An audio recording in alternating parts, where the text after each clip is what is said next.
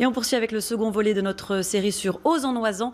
Ce soir, nous allons voir comment, en 30 ans d'existence, la petite station a su se faire une place dans la cour des grands. Reportage Denis Vigneault-Duguet avec Nathalie Rapuc et Éric Achard. Fêtons les 30 ans à Ozan-Noizan.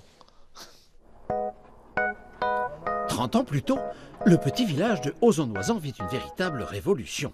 Le maire Max Genevoix pose la première pierre de ce qui va devenir la station. Un projet qui redonne espoir à cette commune menacée par l'exode rural. Depuis 1978, EDF a lancé un gigantesque chantier. Plus de 3000 hommes s'activent pour construire les barrages du Vernet et de Grand-Maison.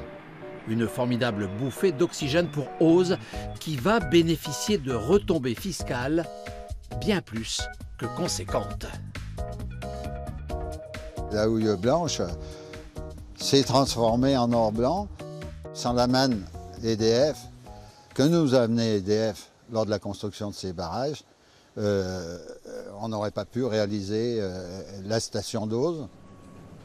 La première télécabine reliant la station de Oz au domaine de l'Alpe d'Huez est mise en service en mars 1988. Elle symbolise le coup d'envoi du développement économique de la commune. La nouvelle station se veut à la fois moderne et familiale. Ici, pas de place pour la voiture. C'est le domaine du ski au pied. La station est piétonne. Le succès est au rendez-vous et au fil des ans, l'offre d'hébergement touristique progresse. C'était un premier hébergement sur du type résidence de tourisme type 2 étoiles à l'époque. Et puis le marché a évolué. Progressivement, on a construit des résidences 3 étoiles parce que notre clientèle est dans l'attente d'un standing supérieur. Et aujourd'hui, on arrive même à 4 étoiles avec le nouveau Village Club du Soleil qui vient d'être ouvert au mois de décembre cette année. Le Village Club, c'est un produit tout compris. C'est-à-dire qu'une famille vient, peut laisser ses enfants, peut partir au ski, elle a son matériel qui est fourni, elle peut aller à la piscine, elle mange, elle se promène, elle fait des activités. Il n'y a pas de surprise. C'est vraiment le séjour libre et offert. Une fois qu'on a décidé de venir, on peut tout faire.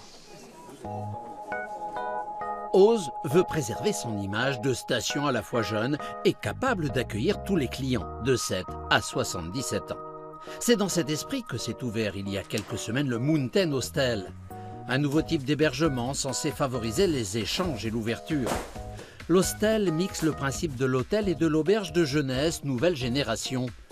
Il propose des dortoirs, certes, mais avec la connectivité qui va bien. Quant aux chambres dites confort, elles conservent un look branché. Ce nouveau concept unique en son genre entend mettre la montagne à la portée de tous grâce à une offre de séjour modulaire allant de 20 à 200 € la nuit. À 1350 mètres d'altitude, Ozan-Noizan bénéficie désormais d'un potentiel de 4500 lits et fonctionne hiver comme été grâce au ski et à la randonnée. 30 ans après la création de sa station, Oz peut se vanter d'avoir réussi son pari.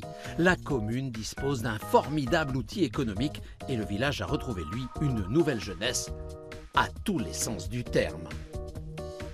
On a gagné 50 ans, ça c'est clair. À Oz, on a refait l'ensemble des 11 hameaux en équipement structurel. Le succès de la station se ressent même en plein cœur du village. Depuis 2 ans, la cure revit.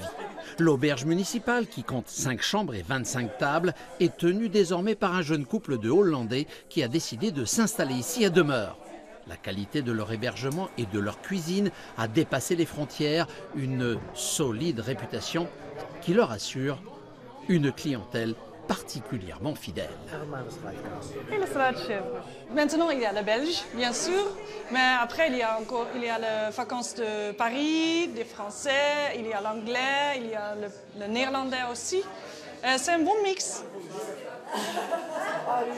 En à peine 3 décennies, la petite station de Loizan s'est donc donné les moyens de son développement pour accueillir au mieux sa clientèle. Alors dans le 3e volet de cette série, nous allons voir comment aujourd'hui elle innove pour fidéliser cette clientèle.